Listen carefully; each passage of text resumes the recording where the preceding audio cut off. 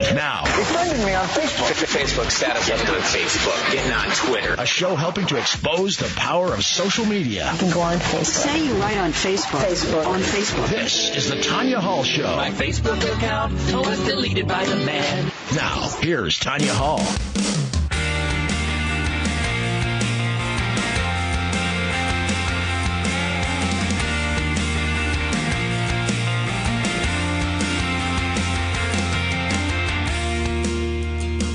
Welcome to the Tonya Hall Show, where we embrace the power of social media, everything that's happening on the World Wide Web, and how the internet is changing our lives. We're going to talk all about the CMO Club today. We're going to talk about what CMOs are learning. Our first guest is going to be Margaret Malloy. She's the Chief Marketing Officer at Velocity, and having a little bit of computer problems here this morning, myself included. And she is going to talk about what she's learned from the CMO Club and the Harvard Business celebration of 50 years. She was there. There were 800 women, and she's going to talk about what she learned, what the takeaways were. Big data, is that important? And we're also going to talk about this idea of the difference between B2B and B2C marketing. Is there a reason to differentiate the two? Is it still a discussion that we should have? But before we get to that, in fact, we're also going to have Jeff Cutler joining us. If you guys follow the show, Jeff is kind of our go-to guy living in Boston. We're going to talk about social reporting. Yesterday, with everything that happened with the Boston Marathon, there was reporting all across the web, right? So we found out news on social media sites like Twitter and Facebook, and all kinds of data was being thrown at us. And it's really hard to differentiate what is legitimate and what is not. And Jeff and I are going to talk about that and how to kind of weed through and how fact finding is important. So he's going to join us later in the show.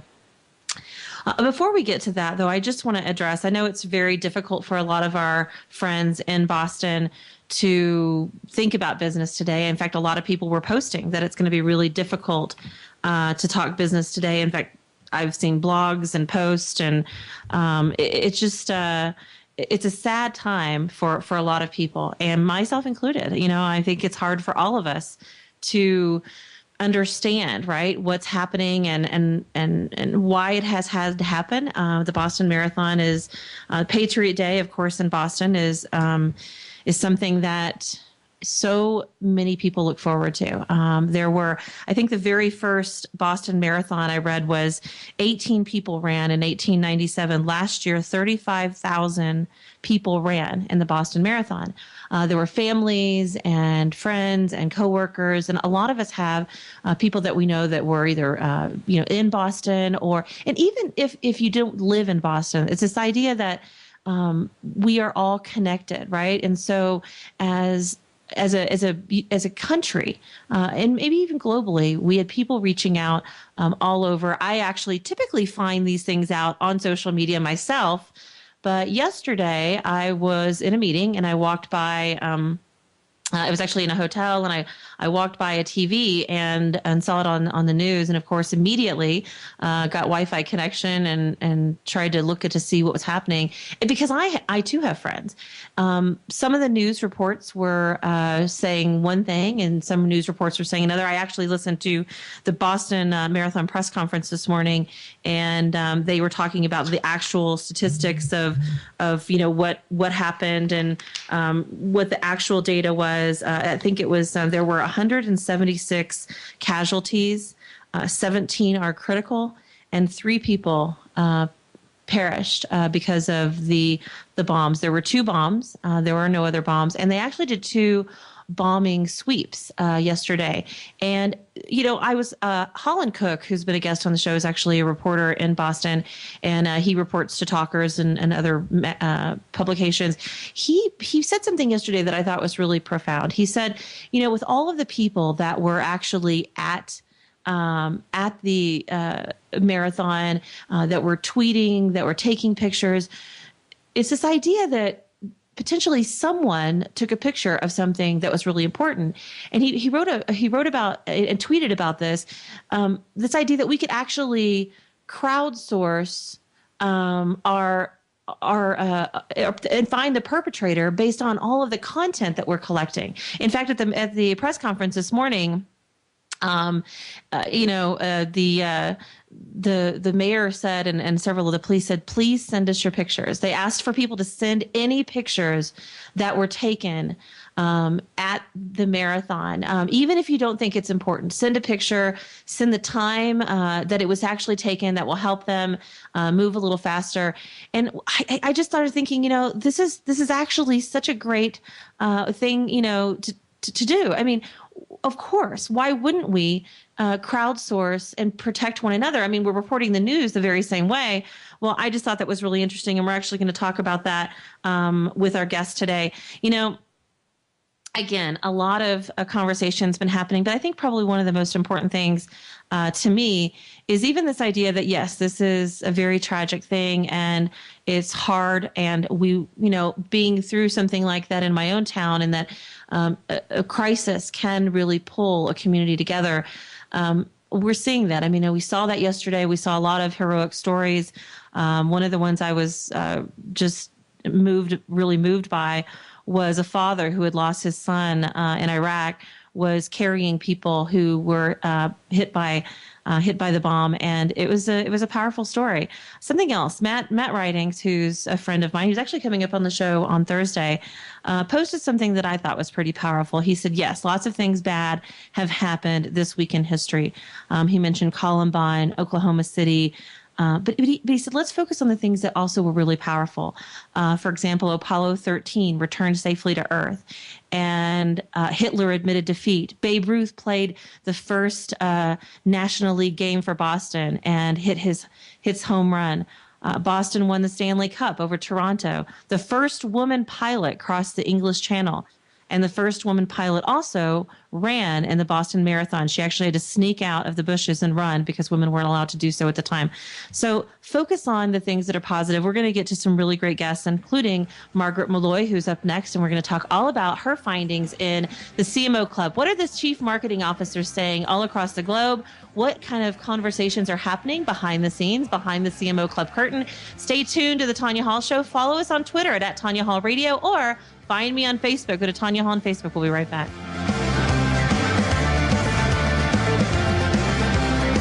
I suppose you've been a victim. I suspect you may have lied. If you lost all ambition, won't you give this thing a try? If you can and you fail, you won't be the only loser. These kids don't stand a chance with you in their future.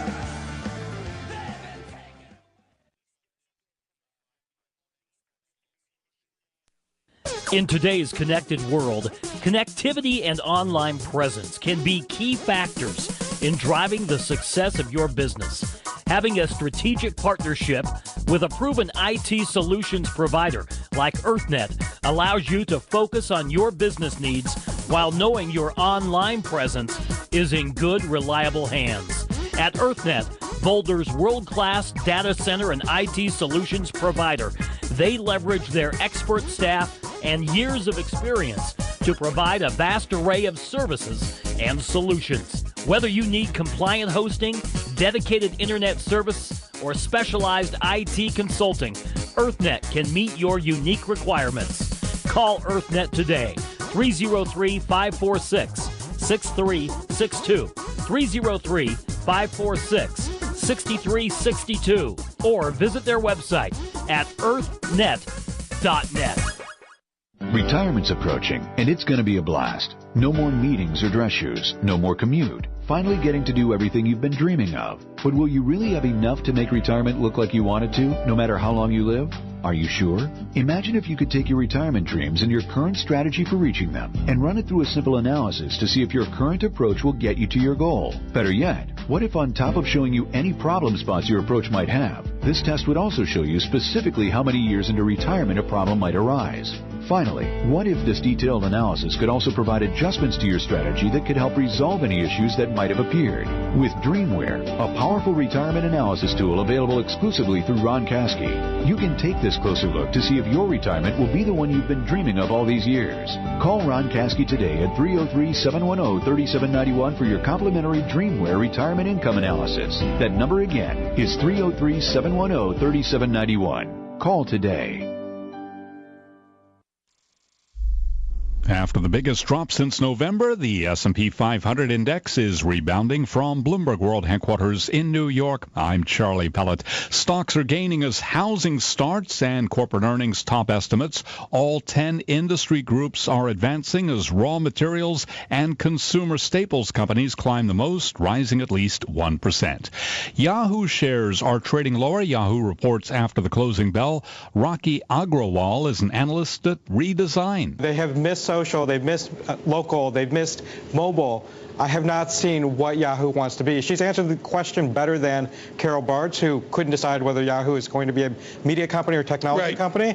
Marissa says she wants to be a technology company, but that doesn't mean anything without knowing what they want to build. Yahoo shares are down by 0.5%. Dow Industrials up 76 points, a gain of 0.5%. S&P 500 index up 9 points, a gain there of 0.6%. And that's a Bloomberg Market Minute. Taking a look at temperature conditions in Fort Collins, Colorado, where it's 25 degrees Fahrenheit, minus 4 degrees Celsius.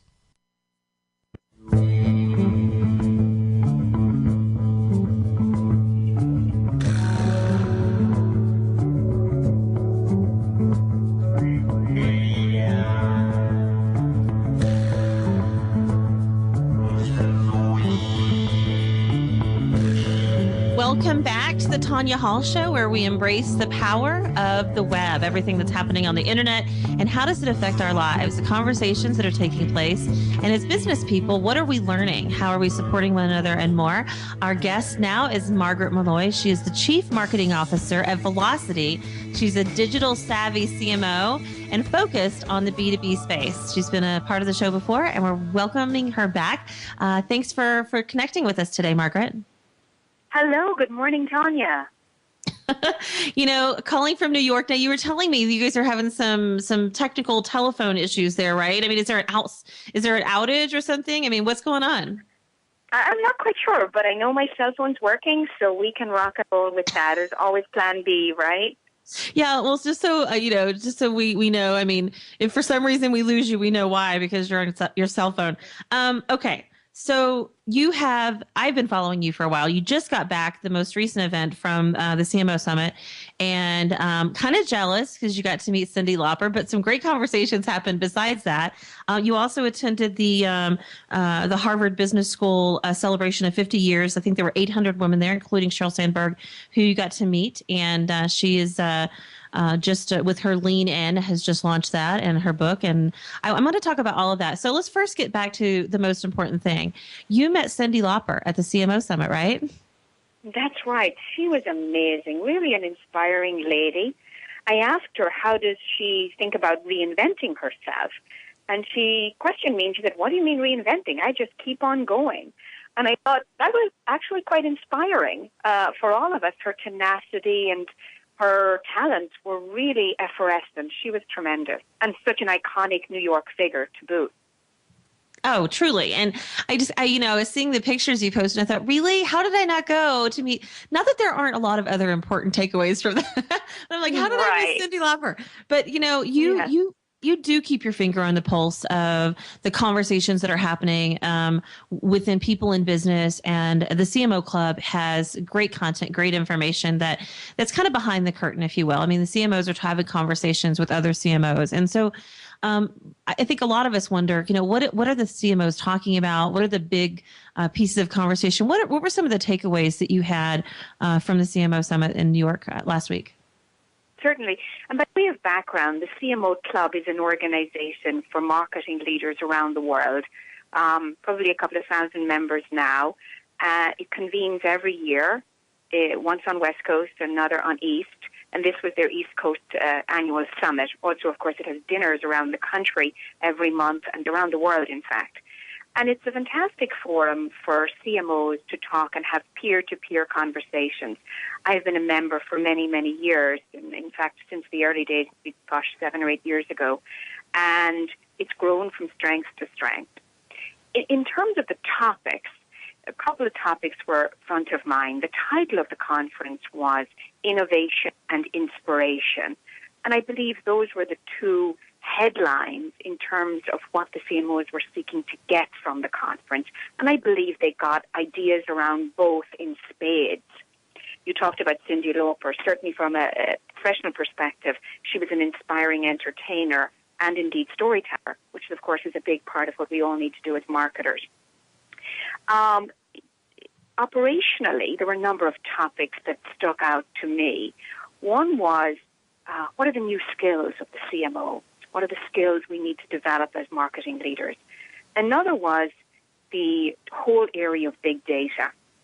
Third topic was, is the distinction between B2B and B2C from a marketing standpoint still a meaningful dichotomy? And then another dimension, and one of source of optimism, was marketers as leaders, the marketing career, the tenure of CMOs, what are the best CMOs doing? And that, of course, ties back to the skills, but also not just their skills, but how they're building skills within their organization.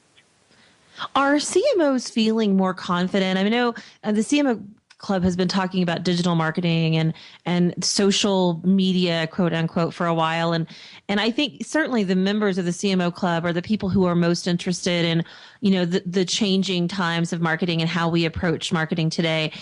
Are they more confident today in their approach than they were maybe, 2 years ago? I'm sensing that there is enhanced confidence. Some of the numbers support this. The tenure of the CMO has doubled in the last couple of years. So there's more confidence in terms of the role is on firmer footing. However, there are other countervailing trends that need to be reflected upon. And one is, and this has been borne out by the work that IBM did in their study, the concerns facing CMOs. One of them is around the realization that return on marketing investment is going to be the key metric for their accountability. However, CMOs are still challenged in their ability to truly measure return on marketing. There's also concern around what we characterize as the empowered consumer. Customers have more control than ever before, from a channel perspective, from social media perspective, and that's a challenge for CMOs. And delivering customer value, that's at the front of the queue in terms of priorities, but it's amorphous and requires a whole other set of skills and capabilities that CMOs, not just from a personal perspective, but from an organizational perspective, need to develop. So in summary, yes, I sense more confidence and more firm footing, but still real issues to be addressed in terms of the marketing function. What's the big question that CMOs are asking? Because I feel like there's probably something that floats to the top, something that the CMOs are really struggling with. And what's the big question? I think the big question is, how do we continue to show value and service the empowered customer? I think that's shifted. A couple of years ago, I remember the big question was around marketers getting a seat at the table, a seat in the boardroom, having a voice in the corporate conversation. That's changed. I feel that conversation has almost been removed. The advent of social media and big data, and also savvy CMOs using data from social and customer experience to really give them some real conversation fodder for the boardroom calls, that conversation has evolved. So they're now at the table. Now the question is, how do we make sure that in that context, we're really capturing the customer's point of view, putting the customer front and center in our marketing activity, not just for the sake of marketing, but from the perspective of driving the business forward. Something that we talk about a lot in business is big data, and big data. This is this term, that everybody's talking about, and data is important. As a marketer, that's probably something that I get really excited about, analytics and data. But has big data actually lived up to the hype that we've been pushing forward? My sense is not yet. Big data is a top-of-mind subject, but marketers yet have not seen the promise from it. Personally, the way I think about this question is big data has become a handy catchphrase for many things. And a major part of managing big data projects is about asking the right questions. How do you define the problem? What data do you need? What are you going to do with the data? What are the assumptions behind the models that the data feeds into? Those are the questions that start informing the intuition around which the merits of big data can come to the fore. And on a tactical level, there's a gap in skill set again. There's a dearth of folk who are marketing technologists who can get the data, and that's one tactical gap. But I think the opportunity on the strategic level is to ask the right questions. And people are flooded with data right now, and I think, however, bereft of insight. There's a lot of data. There isn't a whole lot of insight. And that's the next wave, I believe. So talking about insight, just to kind of switch gears here, you were at the 50-year anniversary celebration of Harvard Business School. You got a chance to meet Sheryl Sandberg, and there were only 800 women at this event. So it's a very intimate, it seems. What was the big topic of conversation at that event? So the event was celebrating 50 years of graduating women from the Harvard Business School.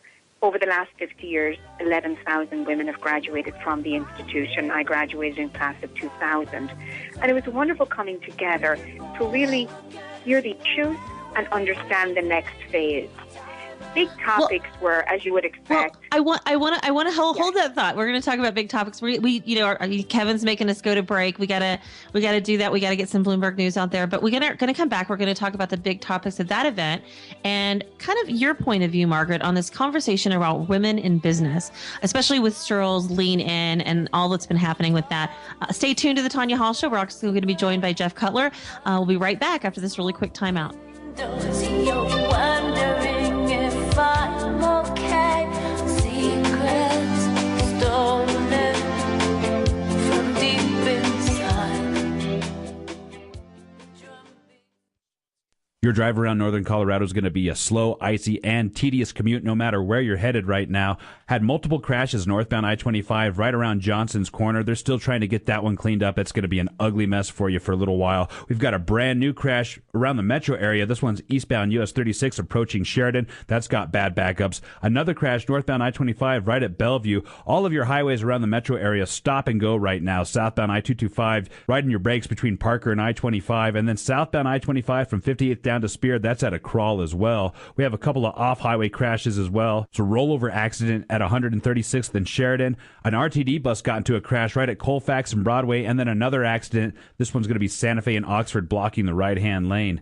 This traffic report is brought to you by Garmin. Hate traffic? Don't be a hater. Get a Garmin Nuvi with subscription-free HD digital traffic and avoid it with updates as often as every 30 seconds. Drive with Garmin, the most trusted name in GPS. For more traffic information, go to sigalert.com. I'm Woody Lawrence with traffic. Hate traffic? Don't hate. Drive happy. Get a Garmin Nuvi with subscription-free HD digital traffic and avoid traffic and construction delays with updates delivered as often as every 30 seconds. Drive with Garmin, the most trusted name in GPS. Here is your updated weather report from the RCN Weather Center. This morning, Denver can expect some snow showers to begin your day by midday, becoming a rain-snow mix. You may see a slushy half-inch this morning. Southeast winds stay light, the high warming up to about 40. Into your evening, mix back to all snow by morning. Could see an inch or so of accumulation. Winds becoming calm, low at 27. By tomorrow for Wednesday, snow in the forecast. Could see 1 to 3 inches of blustery and cooler day 2, high 32. Winds gusting as high as 25 miles per hour. Could see a flurry to begin Thursday. Otherwise, a cloudy and cool day, high at 35. Front range weather is heard twice each hour here on AM 1060 The Biz, your trusted source for health and wealth information. I'm Dave Murs from the RCN Weather Center. Brought to you by Conoco. Conoco is rewarding drivers who treat their cars right. Look out for their cash back, and you might find more than loose change in the backseat. Visit Conoco.com for more. Conoco, because your car knows. Politicians are not kings. Let me say that again. Politicians are not kings. They're not superior to citizens, and their job is not to tell us the food we can eat, the soda we can buy, or how we should best defend ourselves. Who's to tell me how many bullets are enough to defend me during a rape? 1 bullet? 5 bullets? 10 bullets? How about as many as I need to stop the rape? These politicians, these bureaucrats, need to be reminded that we're all free to make our own decisions. We all have the right to life, liberty, and the pursuit of happiness. And if guns aren't right for you, don't own one. but don't you dare tell me how to best defend myself.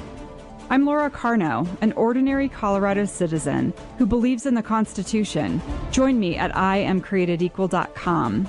That's IamCreatedEqual.com. This message paid for by IamCreatedEqual.com. Come meet the man behind the mic. Straight Talk Money host Mike Robertson will be in Denver April 16th and 17th. On April 16th, join Mike for a luncheon seminar at McCormick & Schmick's, 8100 Union Avenue. The luncheon is free, but you must register. Go to straighttalkmoney.com or call 877-582-5320. That's 877-582-5320. Be sure to tune in to Straight Talk Money weekday mornings at 7 on 1060 The Biz. Securities offered by First Allied Securities. LRC is really hot. I found out we shared Christian values. That was one of the major factors that helped me make my decision. I was already in a profit $2,000 or $3,000 when I got your coin. I really trust Scott. It's ridiculous to go anyplace else and buy your coin. I'm just very happy with you guys. Very, very happy with you guys. LRCcoins.com. Call LRC Coins at 1-888-551-2646. Looking at temperature conditions around the region in Colorado Springs. 28 degrees Fahrenheit, minus 2 degrees Celsius.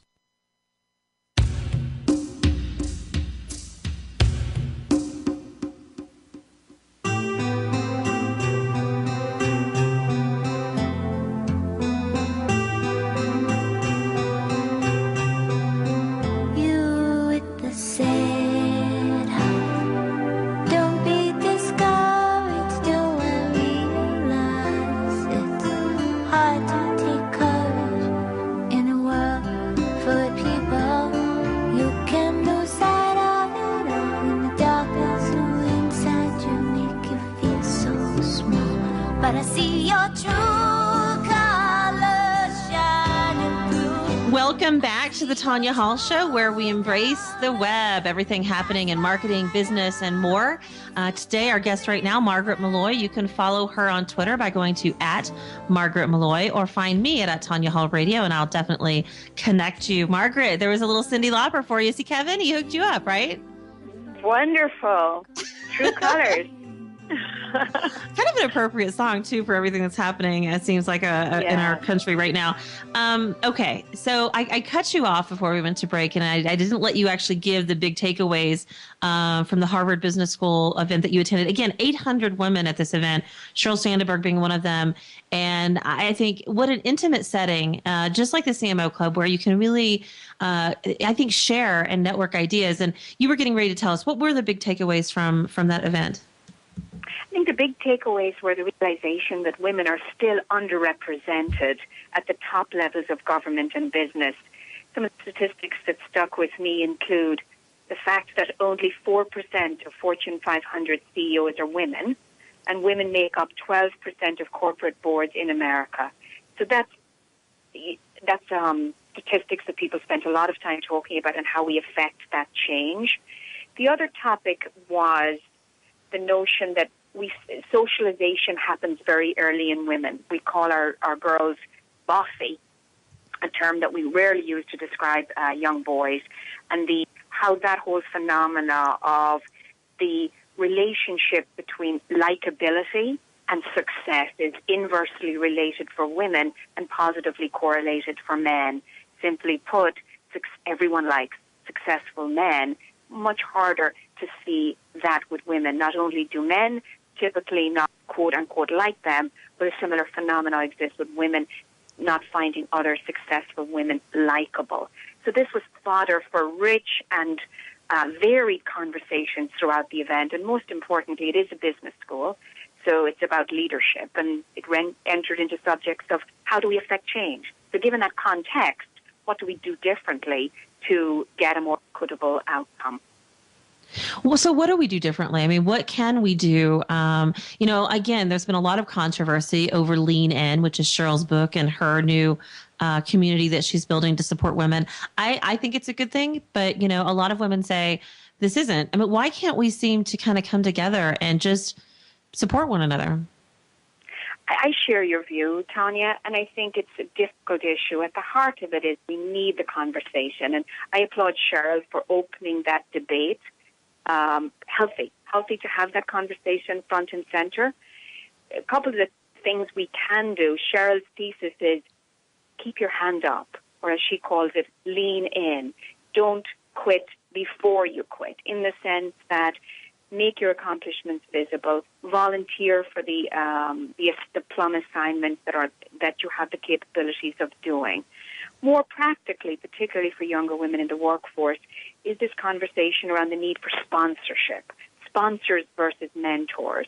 Certainly we all need mentors as we advance to our careers, but the notion of a sponsor is a more powerful advocate, finding somebody within your organizations who will be an advocate for your competencies, beyond mentorship, will really offer you opportunities and put your name forward, seems to be a very practical solution.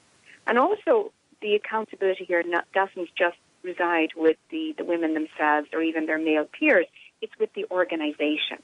So how do we, as leaders in companies, create environments where women can have impact, or as Cindy Lauper would say, provide their true colors, contribute to the organization in a way that's consistent with their work-life, family priorities?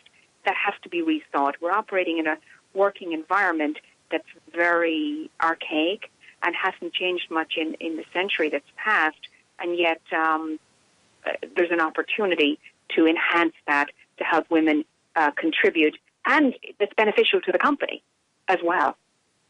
You are actually speaking at an event coming up. You're highly connected. In fact, I recommend if somebody's not connected with you that they certainly follow you or try to become connected. What's the event coming up for you, Margaret? Yes, next week I have a panel at the Content to Conversion Conference here in New York City.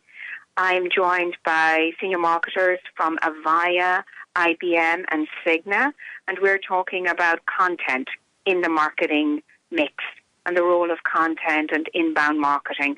We're one of a number of panels that day, and it should be a great conference. As you know, Tonya, inbound marketing and content have taken center stage in the web and in lead generation and lead conversion in the last couple of years. Absolutely, they have. And I'd love to have you come back on and maybe just focus in on that. You're always such a great resource, but getting you available because you're so busy is a challenge. I truly respect you, Margaret, and you're a lot of fun. I actually, one of the people that I get to know in the analog world is where I'm looking forward to seeing you maybe coming soon in New York. Maybe I'll come to one of the CMO Club dinners and we can sit and chat. Wonderful. Look forward to it. Thanks for coming on the show, Margaret, and take care of that family. And I appreciate your time today. Take care. Best to you. Bye-bye. Bye-bye. That was Margaret Malloy. Really, really great insights on what's happening in business, and not just with women, although we did talk about that, but just business in general and what chief marketers are talking about. Her agency has really got their finger on the pulse, and she's right. The CMO Club is a great place to get some of that information. We talked in the first segment about the Boston Marathon. It's topical because people are concerned. Their hearts are going out to the families and the victims and just the community as a whole. And what's really powerful is to see some of the positive things that are coming from Boston right now and the positive spirit. And I've experienced that myself, as probably many of you have, working through a crisis. And our guests now, we're going to talk a little bit about the journalistic aspect as well as this idea of crowdsourcing, maybe getting the perpetrator caught. Our guest right now, Jeff Cutler, who is in Boston himself. In fact, he was the first person I think I called when all of this went down, and wanted to find out if he was okay and if he knew if the rest of our friends were okay. That's Jeff Cutler, content specialist. Welcome to the show, Jeff. Thanks, Tonya. So, what a crazy time here in Boston. Yes. I was in the city this morning taking some photos, and it was just bizarre because it's being treated like a war zone. And I don't know how many listeners have gone overseas to different countries when stuff's going on, but you don't think something like that happens in the U.S. And I was on Boston Common taking photos, and the National Guard's there, and people have really big guns, and they're wandering around, and there's crime tape on the Common, keeping people from different areas of the Common. There's a about a dozen or more Hummers, and that's a presence that's probably a 10-minute walk from the Copley Square area, where everything's roped off for about 12 or 15 blocks. And so any target in Boston is now subject to protection from our national forces, and it's eye-opening. And as a member of the media, I look at this stuff and I think, how do I get this information out to my audience or an audience that wants to know what's going on? And right now, social media is as powerful, seems as powerful as the major news outlets, because well, they just had a press conference of the chief of police and the task force leaders and the FBI and those guys all on the air, Mayor Menino and Deval Patrick. And what you get from a press conference is a lot of no comment. We can't tell you information on ongoing investigations, whereas what you find via social can sometimes be more powerful and more revealing if you're careful. And I stress that. Go ahead. You were going to... Well, I was just going to say, I mean, and there's all kinds of filters that you have to put through. You're thinking about, how do I get the content out there, which I did as well.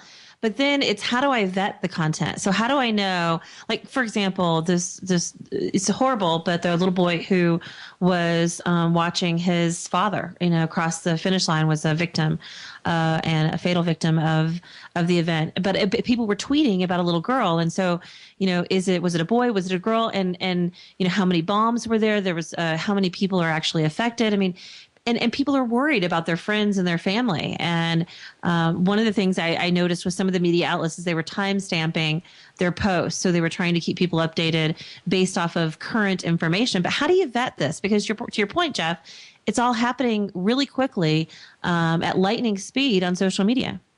Right. It's really difficult. And I think it goes back to one of the major tenets I talk about when I'm training journalists on how to report the news and how to put content out, in that you can't rely on your colleagues, you can't rely on other news outlets, and you can't rely on what you hear just from single sources who haven't been verified and haven't been trusted in the past by you in a crisis to be your source of information. So you really have to look to multiple sources and verify everything. And my soapbox issue is always about citizen journalists, people going out there and reporting stuff because they have the technology to do so, even though they don't have the training to do so or the knowledge of how to share stuff properly. I want to talk more about that. And then this idea Holland Cook posted about the everyone sending in their pictures, which actually Chris Penn was just posting, the email address to send in your videos and your pictures to the Boston police. This idea of crowdsourcing the perpetrator and how that's going to change, maybe solving crime. Stay tuned to the Tonya Hall Show. We're going to take a really quick time out. It's our last one, I promise. We'll be right back. Stay tuned.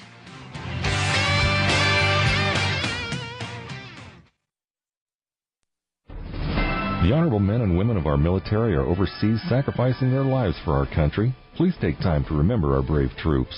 This message from Safe Construction Company, family owned and operated and serving the area with over 40 years experience.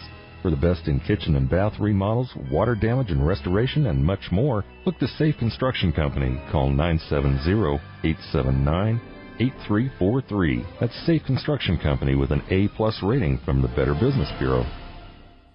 Actors, models, singers, and dancers. Is it your destiny to perform? God is raising a new generation of performers who are real, performers who are positive role models. Join His movement in media. AMTC, Actors, Models, and Talent for Christ, is coming to cities across America. Call 1-800-STAR-420 or visit amtcaudition.org. Success in the entertainment industry is about more than your talent. It's about what you know. It's about who you know. Find both at AMTC. Call 1-800-STAR-420. Children, teens, and adults. If you have a calling to be in film, fashion, music, or theater, this is your chance to do it right. AMTC is coming, even to a city near you.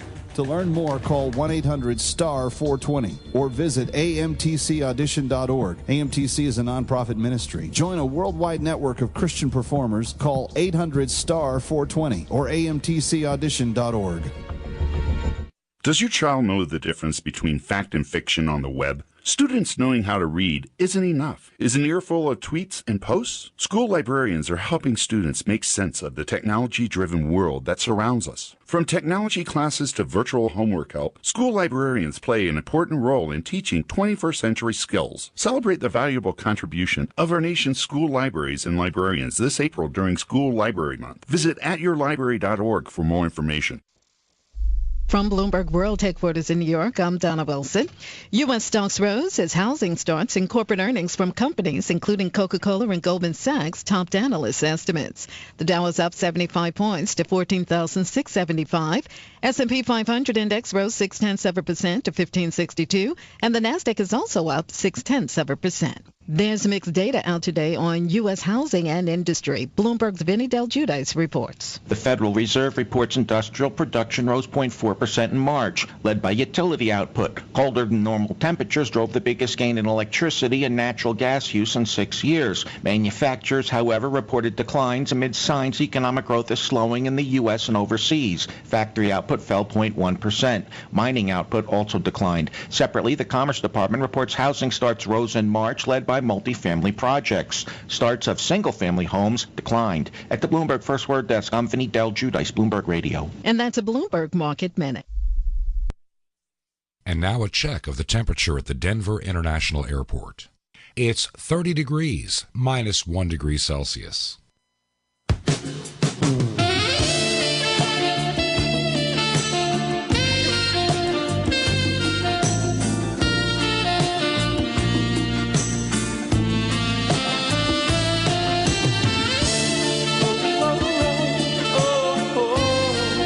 Welcome back to the Tonya Hall Show, where we embrace the power of social media. Right now, our guest is Jeff Cutler, who is a content strategist and a trainer for journalists across the globe. We're talking about live from Boston, about the Boston Marathon. And the only time I get to hear George Michael or Wham, Jeff, is when you come on the show.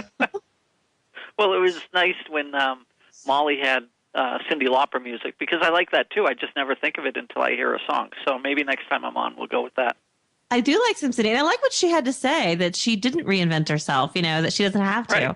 Right. She just pushes forward. Cyndi seems like a great lady. And for those who are just tuning in, she was actually at the CMO Club event, the CMO Club Summit last week. And speaking of the CMO Club, Peter Kranick, who commented on your post on Facebook, Jeff, you have some great pictures, I'm sure. I don't think there's anything wrong with the picture I posted, but you didn't like it. And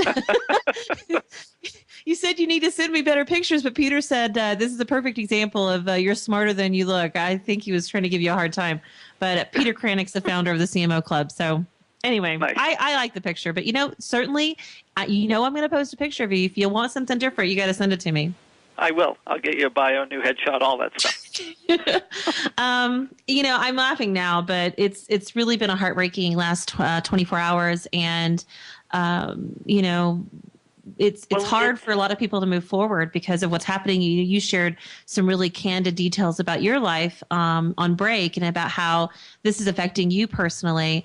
But there's this whole idea too, Jeff, that, I mentioned this before we went to break, that now not only do we have the power to report the news, and we need to vet the news, right? That we retweet and we repost and we reshare. But there's also this idea that we could actually help police work together in solving this. What do you think about that? I love that. That it gets me so excited to hear stuff like that. And in the press conference, they were saying, well, we're going from building to building, which is the whole NCIS moment, grabbing videotapes from ATM machines and businesses and having that whole area covered. And if you've not been to Boston, the finish line of the Boston Marathon is right at the Boston Public Library, which is 80 to 100 yards from Copley Plaza, which is then, if you go in the other direction, about a quarter mile from the Prudential Center. And it's one of the most visited stretches of Boston for anyone that comes to the city, for any tourist. And so there's a lot of commerce there, and there are thousands of cameras. So you have those hard cameras that have digital recordings of what's going on. But beyond that, there's been a call put out to people to share their videos, share their photos, share your Instagram, share anything you had from a couple hours from the finish time all the way through the explosions and send them into the federal government so that the government and the Boston police can weed through this stuff and see if there's anything of value. The one thing they did request, if you are sending stuff in, just so they don't have to go into the metadata of the videos and photos, is give them the time that it was taken. Because if you came over with a device and you're from another country or from another area in the U.S., you might not have reset the clock settings. So they may get the wrong metadata on the photo that you take. So they definitely need the information of when the photo was taken. But other than that, I think it's the best thing ever. And, in fact, social media was touted as the way to get in touch with people yesterday when the cell service went down or was taken down. Exactly. They were encouraging people to, I think even they talked about that in some of the tweets that went out. Of course, there was, if you're on Twitter, you might have been following Boston Marathon was one of the hashtags. Something that started today, somebody saw something was started by Holland Cook. That's hashtag somebody saw something, where that's where they're talking about helping people talk about what did they see. And so we always talk about, crowdsourcing marketing, but this is really using a crowdsourcing idea in a different way that I really haven't seen anybody do up to this point. But, this is an opportunity for us to look and see how can we work together for good and to solve something, right? I mean, I agree. What it makes me think of is just a positive move instead of dwelling on something so negative, thinking that we now have some of that power put back in our hands, because an event like this makes everyone feel helpless. And what you don't want to do is go forward and say, okay, now every time I think of the marathon, I'm going to think of this event. Why not every time I think of people, I think of their humanity and how well people pull together and how social media allows them to do that? Well, and it makes people realize that they are cared about. And we talk so much about business. And I saw like Tom Weber, he and Tamsin were running in the marathon, and they didn't get to that point. But that was two of the people that had really promoted the marathon on social media. And they're digital marketers. They're people that we have on the show from time to time. And my first thought was, they're running in the marathon. I hope they're all right. And so the first thing I did, as I mentioned, was I went to Facebook. And he talked about how he felt like the love and the care that people had, and so many others said the same thing. And I know that feeling because I went through that myself when we had the Waldo Canyon fire in Colorado Springs, Colorado. The emotion that people share through their social interaction is incredibly powerful and really can be a very good thing in the time of crisis. Again, I was concerned about sharing and reposting content, and I was trying to find out what's the real information. People were asking me questions, and they wanted to verify photos. I mean, how do you verify some of the stuff that's being shared? It's so hard to do. Even as a journalist with 21 years experience, I see stuff come across, and it's credited to the AP, or the AP is running with something. And because I'm a freelancer and I'm not working for that outlet, and I don't have an editor who has said, yes, you can go with this, I still have to find a second source to verify that. So I'm not going to retweet what I see on AP or what I see on CNN or what I see on Fox until I have a credible source or I have a name tied to it.